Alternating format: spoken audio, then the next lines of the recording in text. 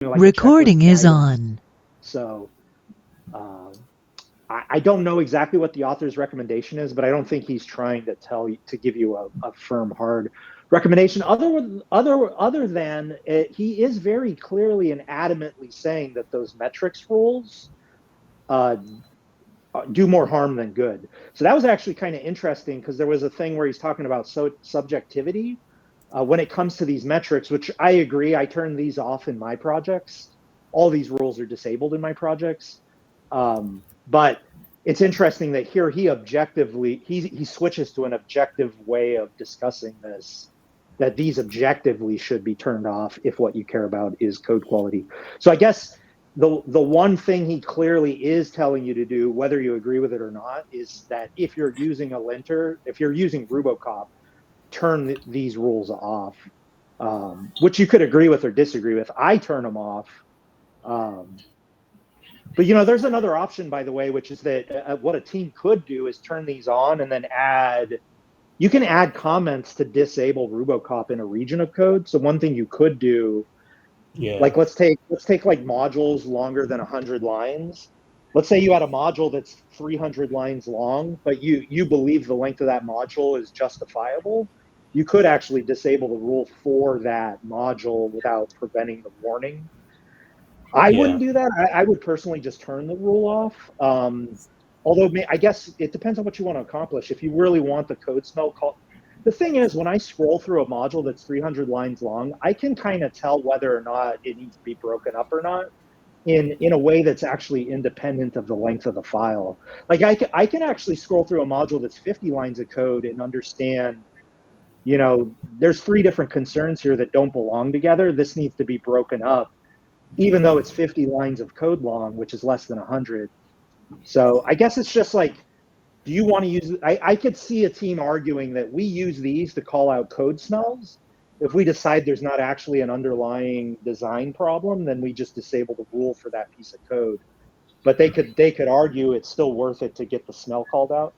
So I guess I'm being kind of a devil's advocate and saying that this still feels subjective to me, even though the author switches to an objective point of view. But I will say I do turn these rules off myself. I know when a method is too long, and I feel confident in making a decision around like what we just talked about around priority.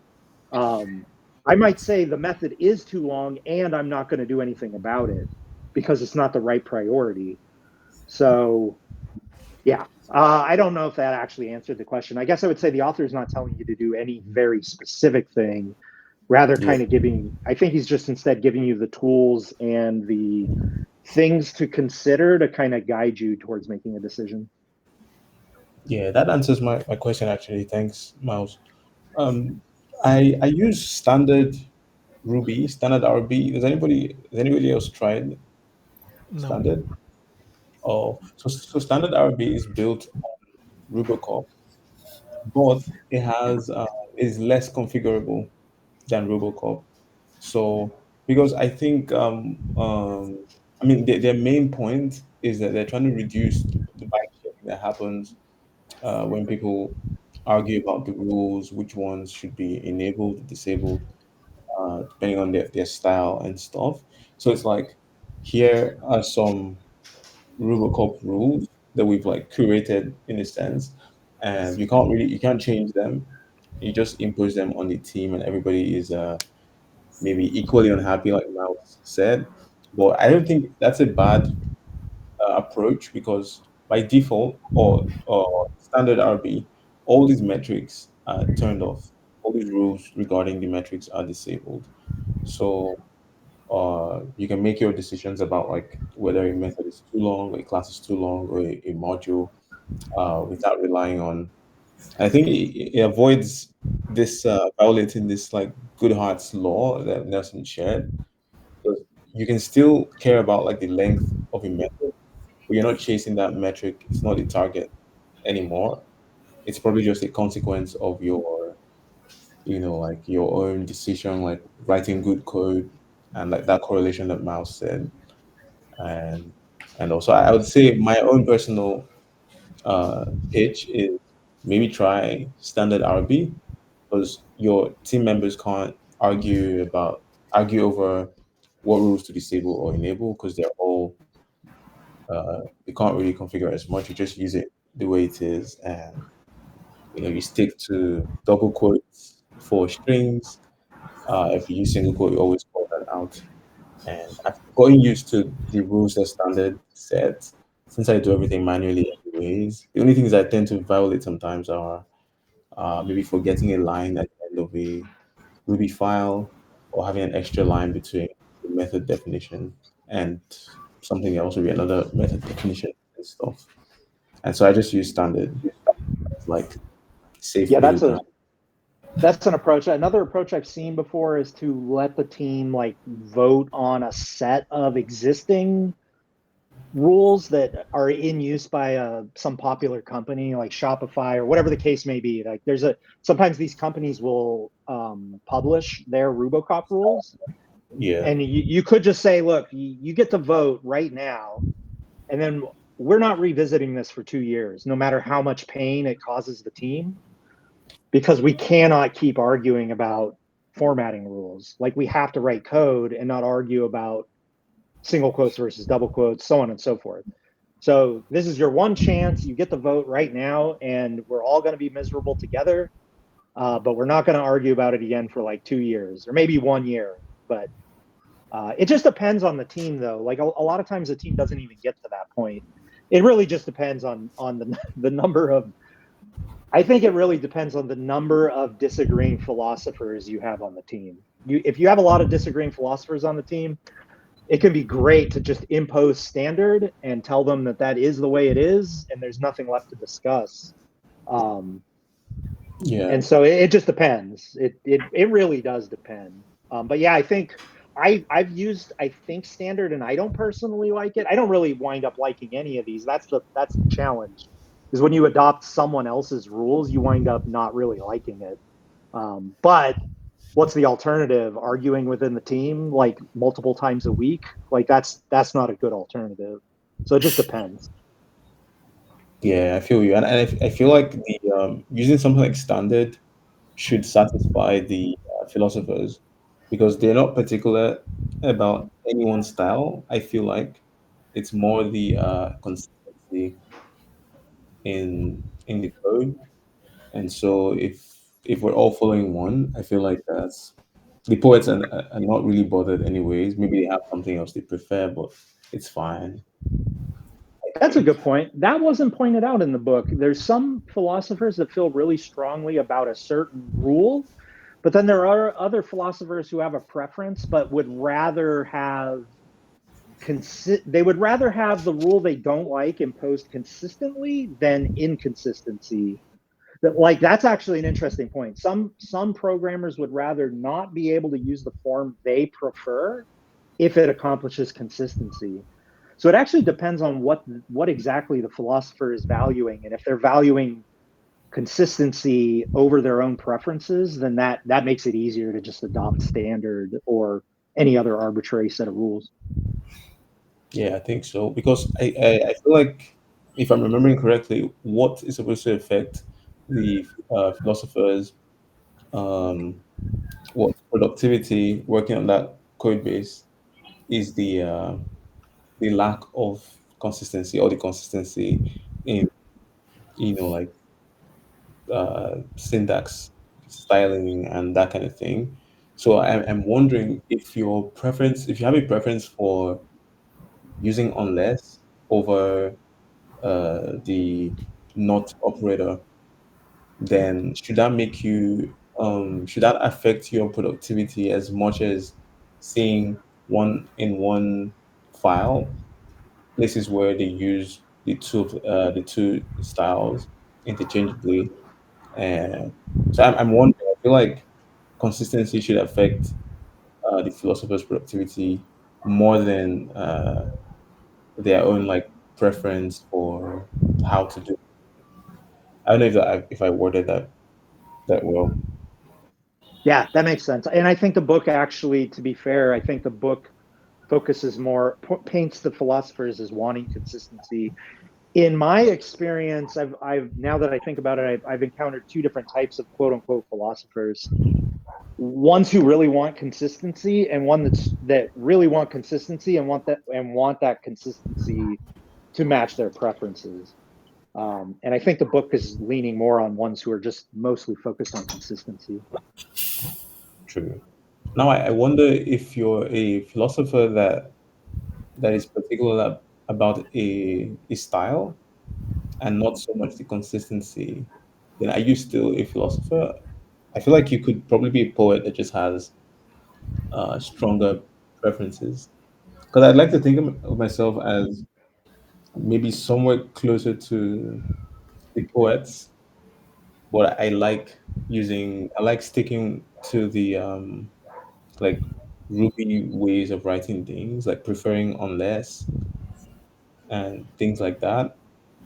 I'm not, I don't know. I wonder if it's easy to split the developers into two groups the way it's Well, done in the the author styles it as a spectrum, but maybe yeah. it might actually be two dimensions instead of one.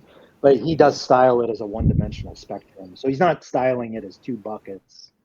So you wouldn't be able to just put everyone in two buckets because the author says it's a spectrum. Yeah, exactly. Maybe it's more than just a one-dimensional spectrum. I feel like, or maybe not. Maybe it's just one I do know Nelson mentioned he wanted to talk about language language. So servers. Yeah. true. Okay, so maybe that's a good segue into the talking about editors and language servers.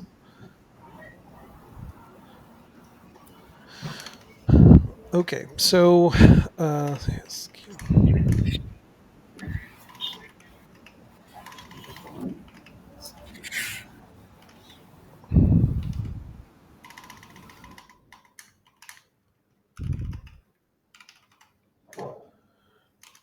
okay, so can everyone see my screen here? Yeah, Okay, I can see great. it. I had to yeah, we rejoin, can so I see. wasn't sure. Okay, so this is VI, or yeah, Vim. This Vim has not been configured. Um, this is an editor; it's a code editor, right? And at one point in time, this is all that people had to work with. We didn't have Visual Studio Code. We didn't have a lot of the fancier editors, and even before Vim, there was Ed, and there were a few other things that where you would use in a terminal where you couldn't view the entire file on screen at once. You had to view or edit just portions of the file because the computers weren't fast enough, or they didn't have enough RAM to hold everything in memory all at once.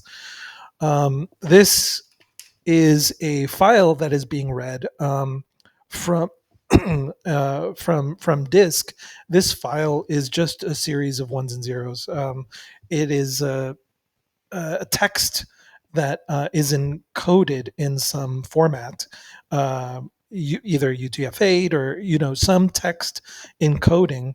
And that text encoding maps to binary ones and zeros, and the editor opens up the that file and interprets the that binary um, into the text that it's supposed to be. You'll notice that this version of Vi does not have syntax highlighting. When I define a new method, um, def foo, it doesn't automatically complete the end there. It's basically just helping me edit text. Okay, so now we have syntax highlighting. So at some point, we went from not having syntax highlighting to having syntax highlighting. So what provides the syntax highlighting?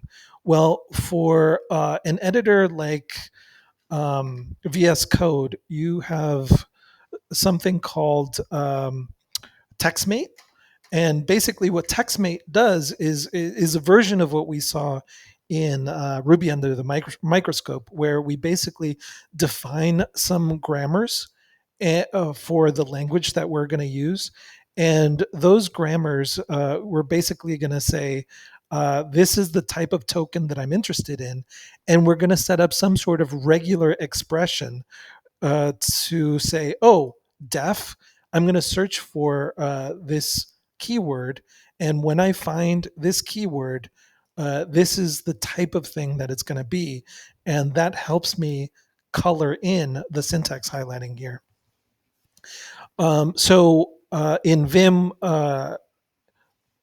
the it's we went from that approach, or NeoVim, we went from that approach of regular expression, using regular expressions and setting up a grammar to find these keywords to then using something called tree sitter. And what tree sitter allows is it works a little bit different than just regular expressions. It's a true parser. Tree sitter parses the text and allows us to, and actually maybe I should look up tree sitter parser,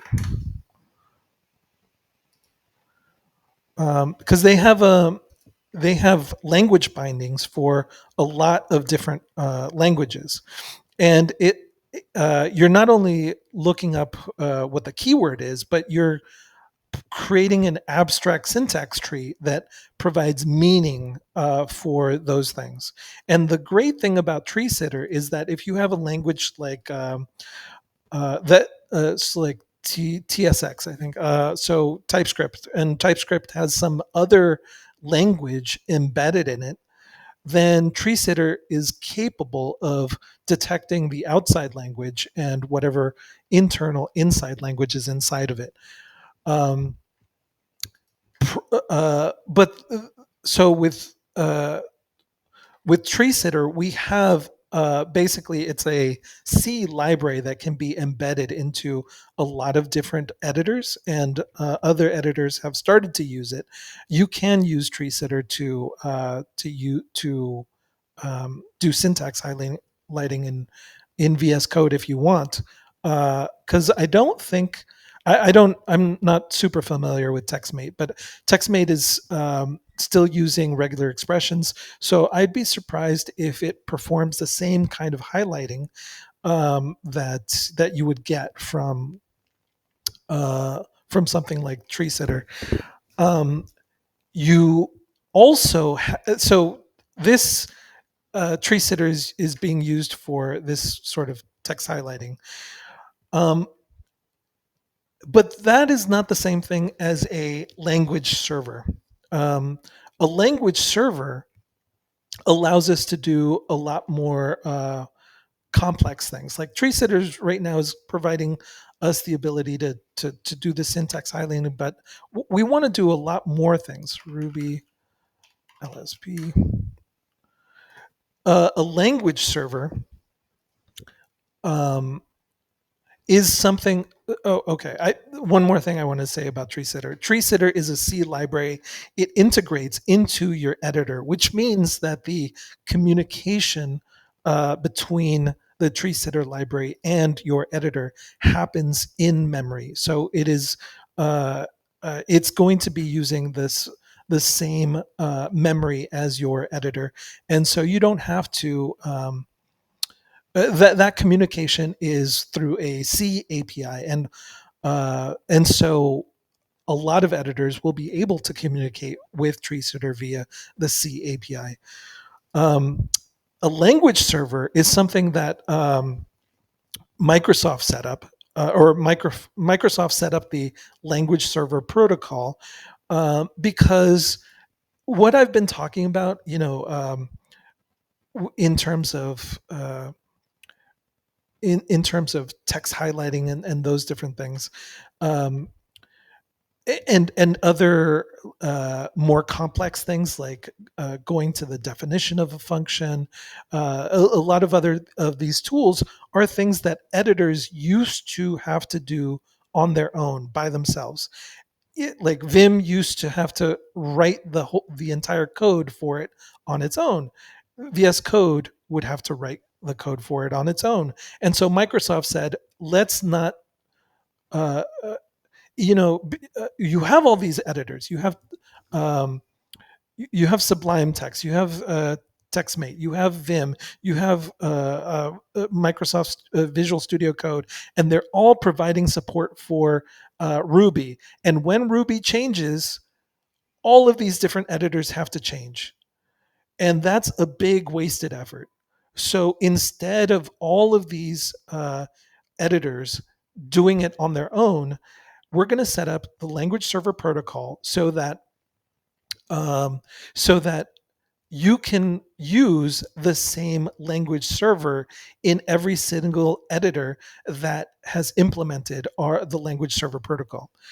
And so, therefore, RubyMine, NeoVim, VS Code, and other editors have now started to support the language server protocol, which means, hey, something like Shopify's Ruby LSP can be used in every single editor, and we no longer have to make an individual plugin for each of those editors, which means you can use whatever editor you want, in theory, whatever editor you want that supports the language server protocol, and put this into put this set of functionality into that editor. So something like Ruby LSP, and like I'm picking Ruby LSP, even though there are other language servers. SolarGraph is another good option for a language server. But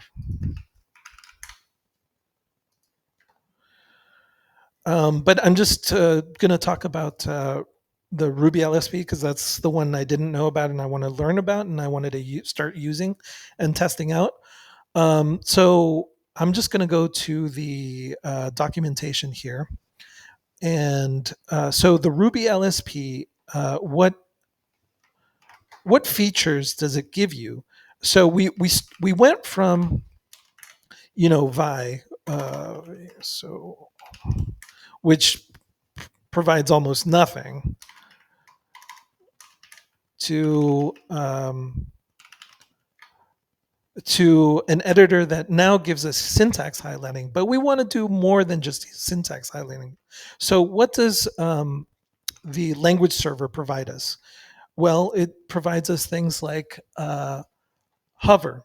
So we're going to just take a look at this. When you hover over text, it's supposed to give you the definition of the of the thing that you're hovering over, whether it be a class or method or whatever.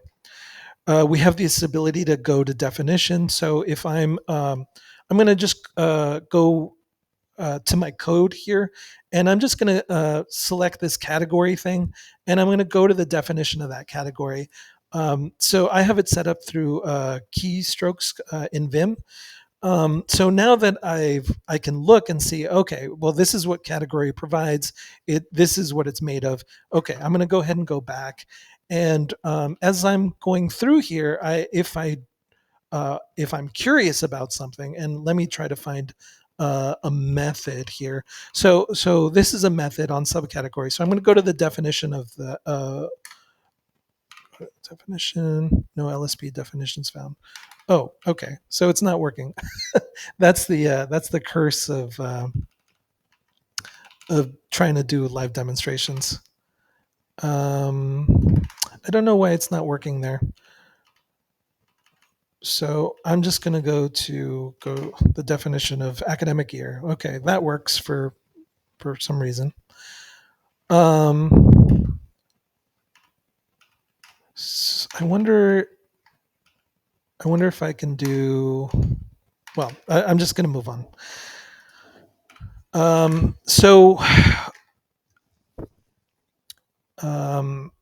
So we can also do completion. So here, if we have a method, we can do completion on it. So these are the things that we can expect our code editor to now start supporting.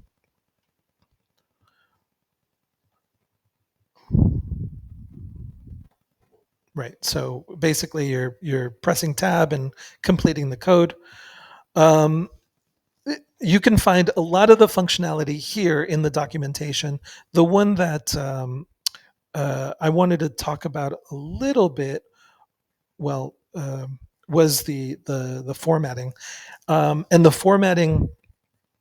Um, we've already seen it sort of running here because when I tried to do the foo equals, you can see that it auto formats. So there are in Vim, it's a little bit harder to set up. In Visual Studio Code, it's a lot easier to set up. So we go to the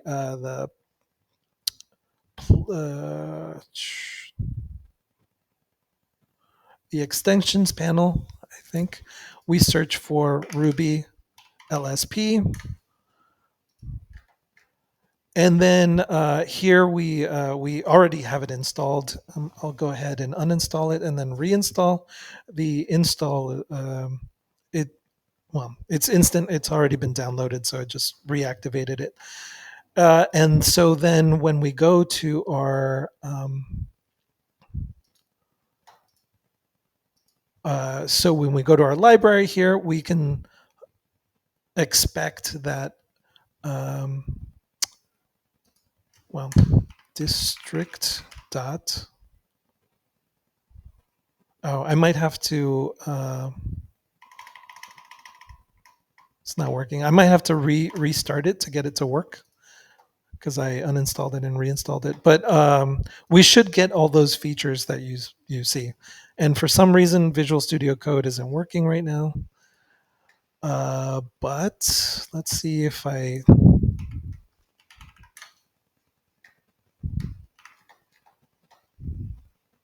One thing that I will say is that the language server has to spin up.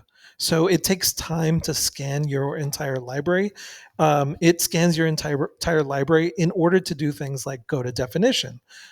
That process happens it happens in a different process, which means that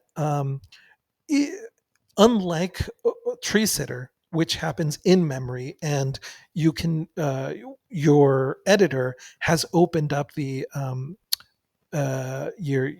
your text, your code, and it can work with it in memory. The language server lives in a different process. And that language server uses its own memory and it communicates through a port on your computer.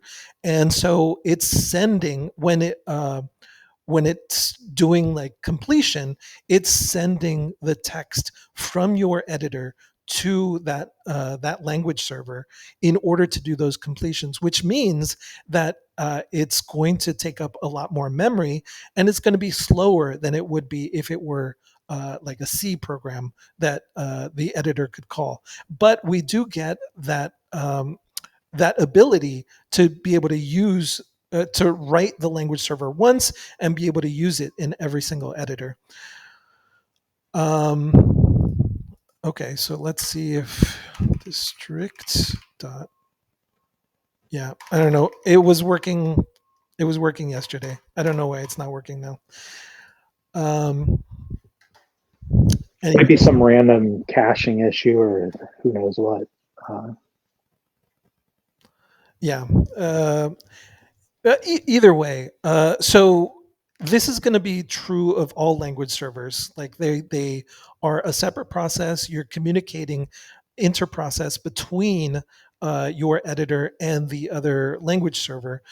The language servers have different each like Ruby LSP will have different capabilities than Solargraph. It's recommended you only really need to use one at a time, but you can, and editors do support using more than one language server. And actually, if you have a language server for JavaScript, and you have a language server for Ruby, and you have a language server for you know some other programming language like Bash in your code base that you want to use, those will all happily run at the same time in your editor. Yeah. Anyone have any questions?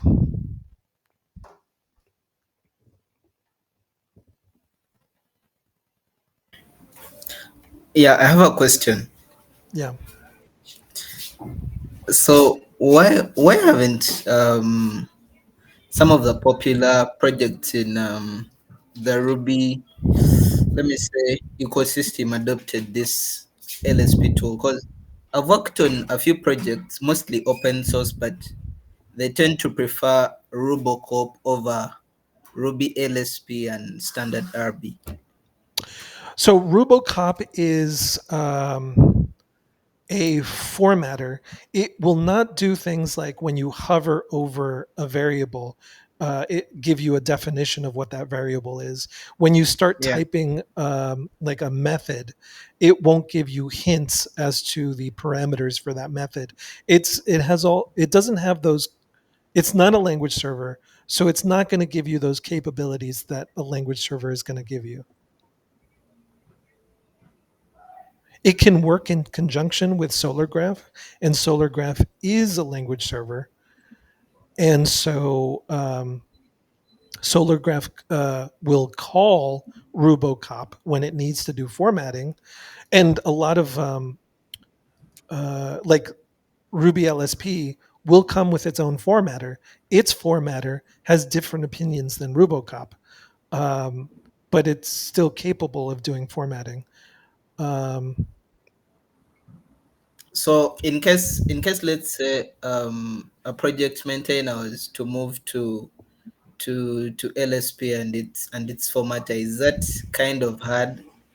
And maybe that's the reason as to why most of them haven't moved, or it's just like a preference for a tool, like they prefer Robocop over the LSP with its formatter. I mean, Rubocop could decide that it wanted to implement a language server itself, but it it has a different it has different goals. So a lot of what we see here, this is what a language server is providing. You know, when you hover over something, it's going to give you the basically definition of that thing. When you want to go to the definition of something, you can do that. When you want to have completion, like you have this thing called color, it has a method called colorize code. Those completions are provided by a language server, and then Rubocop has no interest or capabilities to do those kinds of things. It's Okay. it's purely a formatter.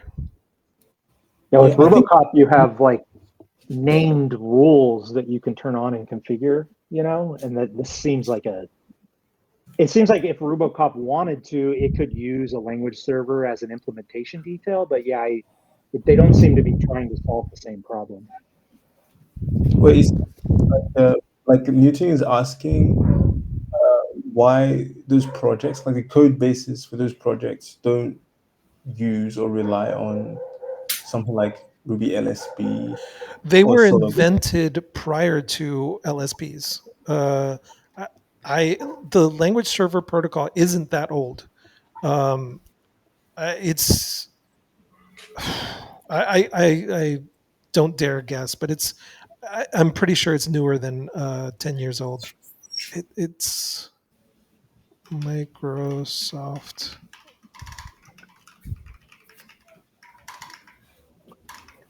I think the first time I ever heard about LSPs was maybe about 4 or 5 years ago.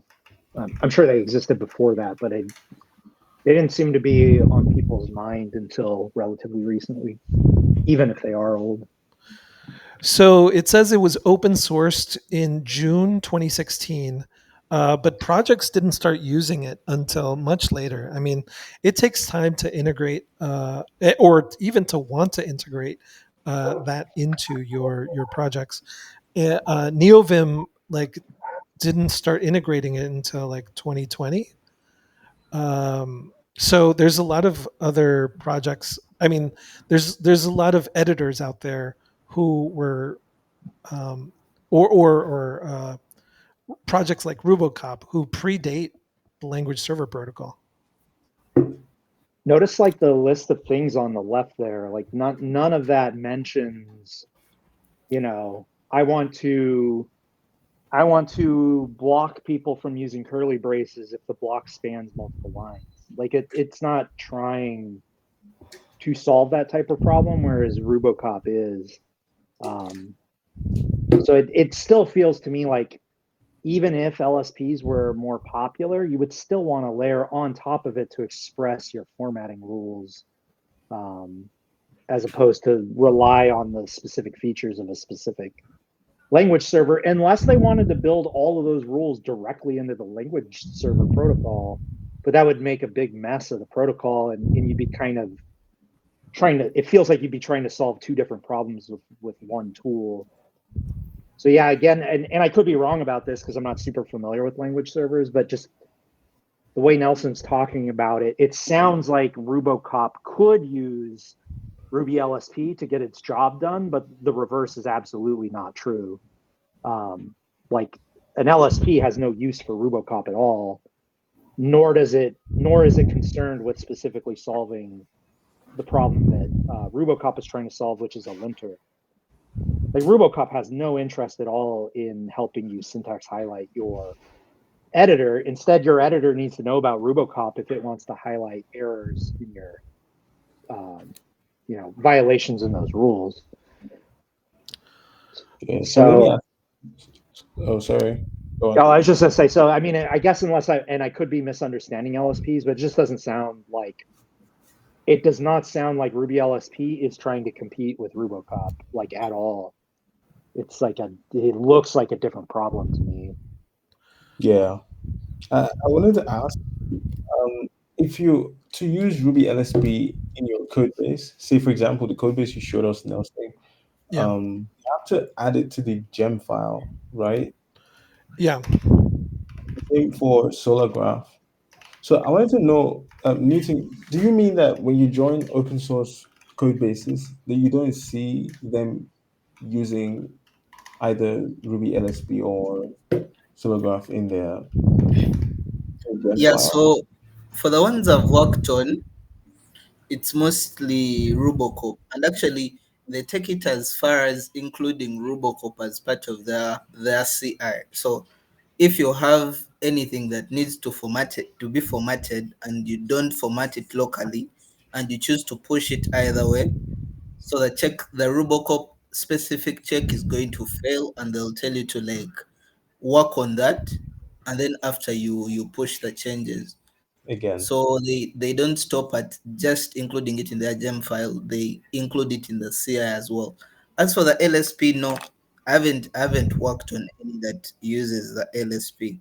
But according to what Nelson has described, in my understanding, it's like the LSP is more of aimed at improving the developer experience. yeah. So if you Is wanted that to use my the LSP understanding? yourself, and that code base was not using the LSP, so No. I'm wondering, would you add it to the gem file, but remove it before you push, like don't commit it because they didn't add that to the code base? I don't know if you can get the benefits of using Ruby Well, or Solograph without I've adding. yeah, if I use NeoVim, I don't add Ruby LSP to my gem file, and it makes use of Ruby LSP all by itself. So my experience has not been that I have to add Ruby LSP to my gem file in order to use Ruby LSP and NeoVim. It just automatically does it. I don't know how it does it, but I have to imagine you can set up Vim to leverage Ruby LSP regardless of whether it's in your gem file or not. I don't know how it does it, but Yeah, that's been my experience. I can leverage Ruby LSP locally without putting it in my gem file.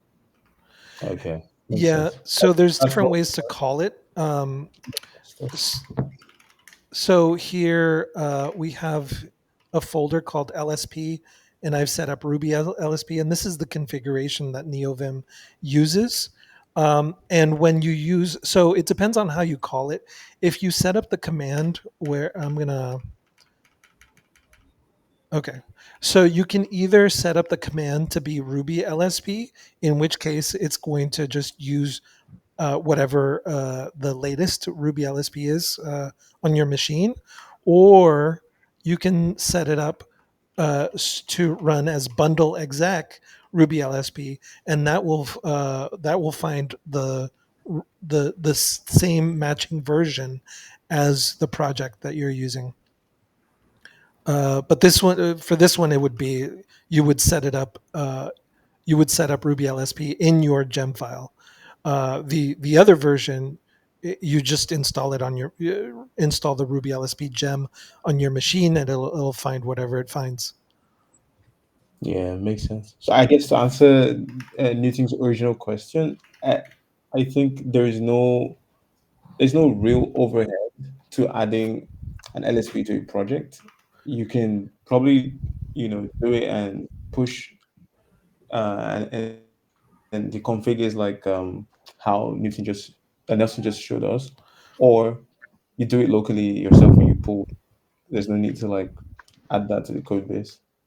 Yeah, And okay. I Yeah, wanted there's With no to need to regards, add it to your code base. And what you're doing is basically saying like, hey, this I'm going to enforce everybody to use Ruby LSP over SolarGraph, and maybe the other developers don't want Ruby LSP. Maybe they want SolarGraph, and so if you don't put it in your gem file, that means anyone can use whatever LSP they want, uh, and that's independent of your RuboCop rules.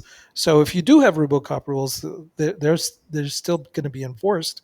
It's just that you don't need to enforce an LSP anywhere. It's just a tool for you for your own editor, and maybe you think that Ruby LSP is missing some features because it is newer.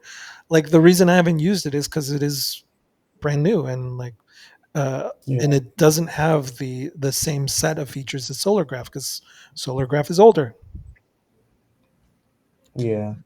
I wanted to say something about the whole LSP experience uh, using Ruby and Rails. So in my experience, um, I would have liked to use Vim or NeoVim as my code editor of choice for working with Rails. But I ran into an issue early on when I was first coding in Ruby. I was using Vim. I liked the experience. I set it up nice. It was doing things. It was using Solargraph as LSP. Um, this was just a few years ago, and when I started to work on those applications, I found out that Solargraph didn't do much for me immediately the way it was doing for Ruby, and that was mostly because of a lot of the methods that Rails generates on the fly, meta programming and stuff. So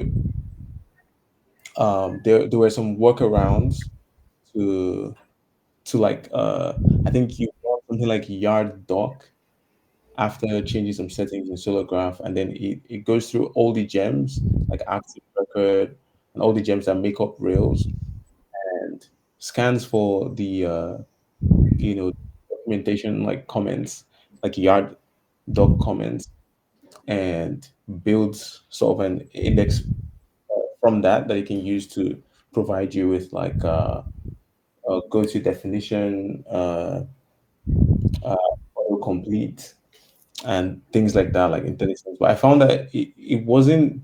It got it got improved eventually. It was so finicky at first. Everything I tried didn't work, and eventually it worked. So I just didn't touch it anymore. But at that point, I found out that a lot of the code in Rails does not use Yard for documentation. So that meant that it couldn't, while it improved the experience for me, it couldn't work across the whole code base for all the like active record methods and those things that are generated for you. And so it pushed me because I was new to Rails, and I didn't want to have to open uh, the um, the docs, like the API docs for Rails on the side, always like check whenever I was working, with those. And so I switched from Vim to RubyMine. And so I was wondering, I was like, it would be nice if they could fix this somehow so that the DX is a lot better.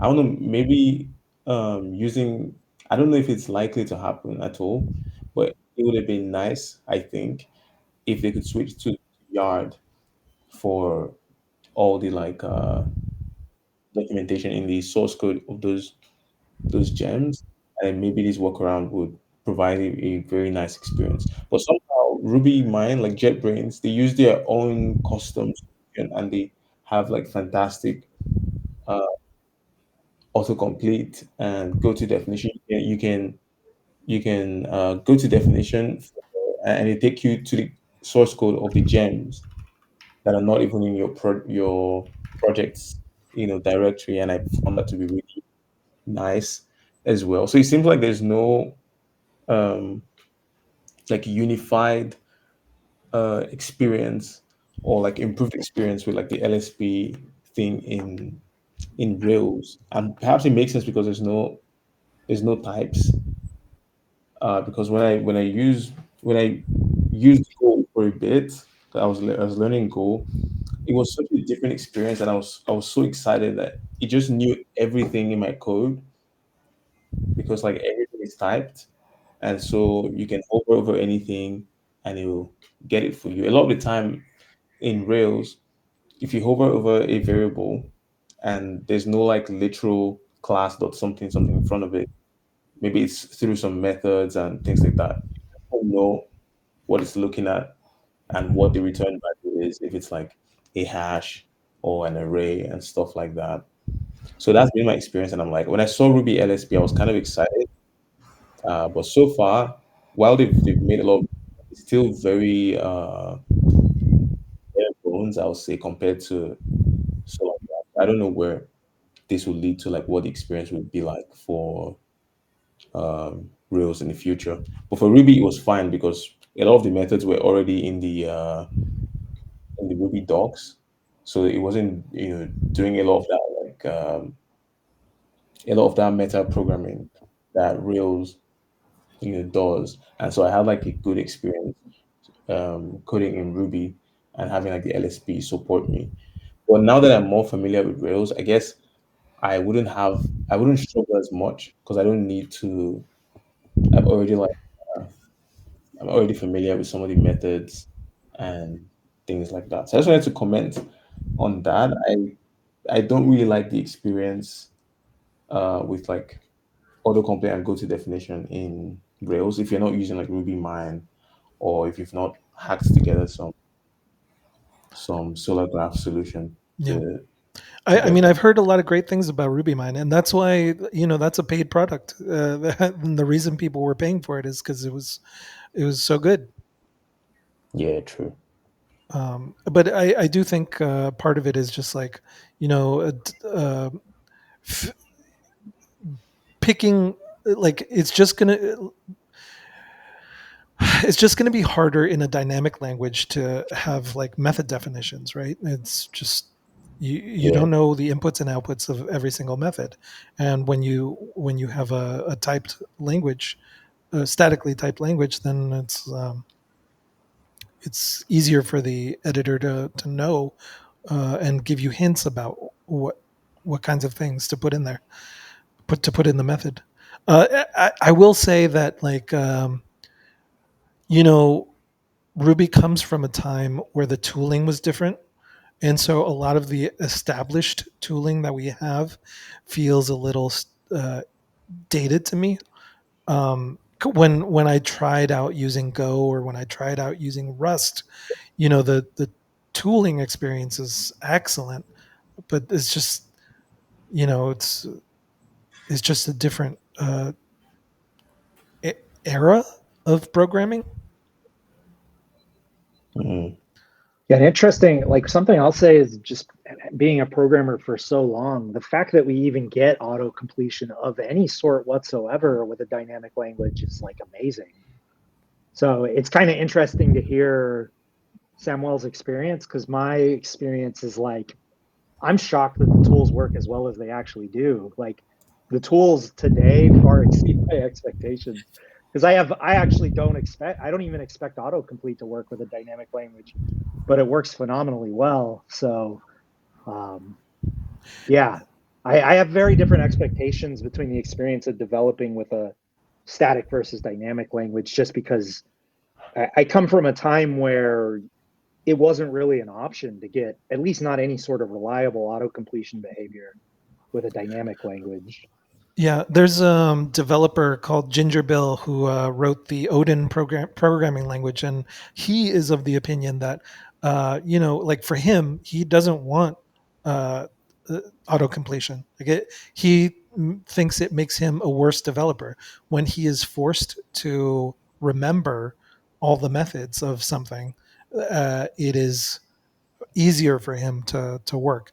But he's also working at a lower level with libraries that he wrote himself, uh, being the developer of the language. So um, when I will say that when you're working with a library that you're unfamiliar with, it is so nice to just be able to hit the period and figure out the API of something just in your editor.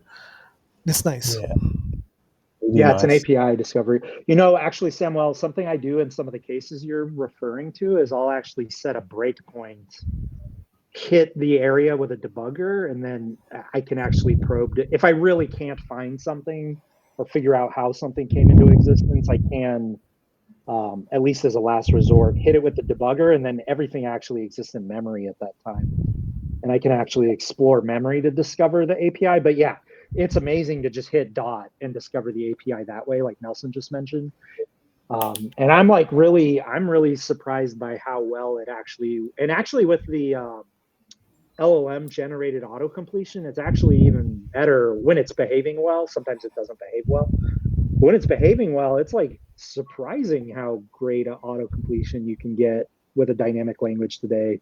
And like I said, I grew up just assuming if you were going to use a dynamic programming language, one of the things you were sacrificing was tooling, because it's so hard to predict what type of variable is at pre runtime. Um, so I'm like really happy with the tooling personally. I do use RubyMine, but I did have a pretty good experience using VS Code with Ruby and even Rails. So I don't know if I did something to set up VS Code to work well with Rails, but I had a pretty good experience with VS Code and Rails. I did decide to switch back to RubyMine, but it wasn't a huge difference in experience for me. I I need a see. bathroom break. I'll be right back, guys. I should actually probably drop off. I gotta head out. Okay. Yeah, I'll go ahead and drop off. Right, See peace, you everybody. See it. Yeah,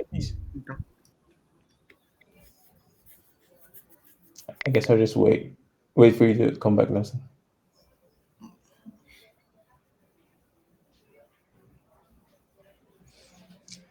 Uh, yeah, I like Mouse's perspective because it helps us to be grateful for what we have and thankful that we didn't have to, we didn't have to use maybe Notepad plus plus or VI or something or Nano or something crazy like that. Because sometimes when I have to use some of those tools, maybe on a server I use VI or Nano, I'm just like, dang, I'm so glad I don't have to code in something like this every day.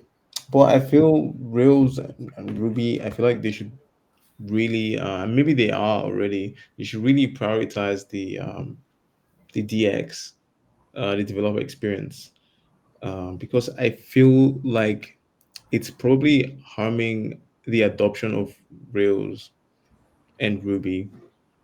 Maybe I should just wait for Nelson as well because I'd like his input on that. Okay, personally, in my opinion, Yeah, I feel like they don't prioritize the DX mostly because the people that are working on Rails at the moment are people that are very experienced.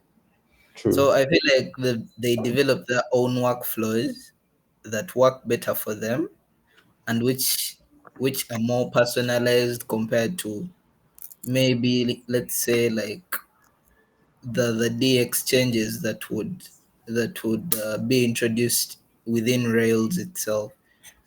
So I feel like since you have people working in Vim, then others working in RubyMine, and then others in VS Code, maybe it's even hard to come up with like a unifying thing. And they're like, these are the improvements that are DX related that we are going to bring into Rails. But I don't know. That's just my thought about it. Yeah, yeah, I feel you. Because I feel the LSP, the protocol makes it easier. So if I mean, Ruby LSP is not even by Rails; it's by Shopify, as we see Yeah. here. So it's like everybody just comes up with their own solutions to, and so there's no unified effort, I would say, and maybe that's something that would be nice, really nice to have for Ruby because I feel I'm really enticed by the things that are offered elsewhere. I, Yeah. yeah, okay. What's that? No, I was saying that most languages tend to have like better DX compared to Yeah, Ruby. it's Yeah. just so nice. Like that, Golang blew me away. Go, because I was like, wow. It felt like I've been starved of something for so long. Even TypeScript, I feel offers like a really good experience for just discovering like the APIs and go to definition. I was saying earlier before you got back, I was saying that I feel it would be nicer if this was prioritized, like the developer experience compared to like if they try to keep up with the times, I would say much more. And like something like the LSP, I feel like it's really nice, but it doesn't seem like a Rails effort to me. Like it's a Shopify effort. And different people just work on their own things, and maybe it'll be nicer if we had a more. If everybody just worked on a single solution that would. They did this in Elixir recently. They had like three major um, language servers or language servers, and I think last year or early this year they announced that all all of the authors of those projects will work together to create one LSP for Elixir, and I think they just recently released like the initial version. I think that was really nice because some of those had advantages over the others, but it was a split effort. I don't know. I just feel like Rails will attract more people, more adoption if they would try to keep up with the times much more. Maybe Oh, fund also, the people that are working on these interesting as well. Yeah. Yeah, it would be nice. now I was saying that. I don't know if they have the capacity. Oh, that's true. There are efforts, but so like they're revamping the parser, Ruby parser, right? Like that's a very very fundamental part of the language. They're revamping the garbage collector and doing a whole bunch of like very very low level stuff to try to speed up Ruby.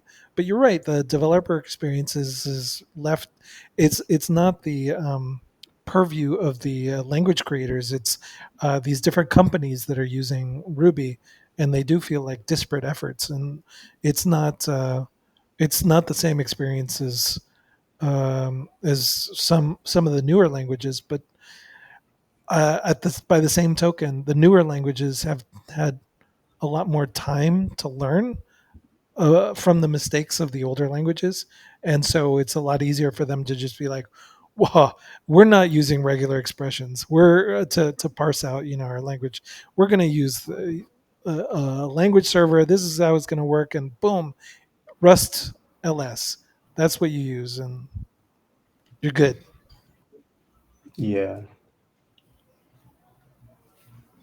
yeah. There's just a lot of benefits, I'll say, um, for those that are, because they're much newer and things have improved.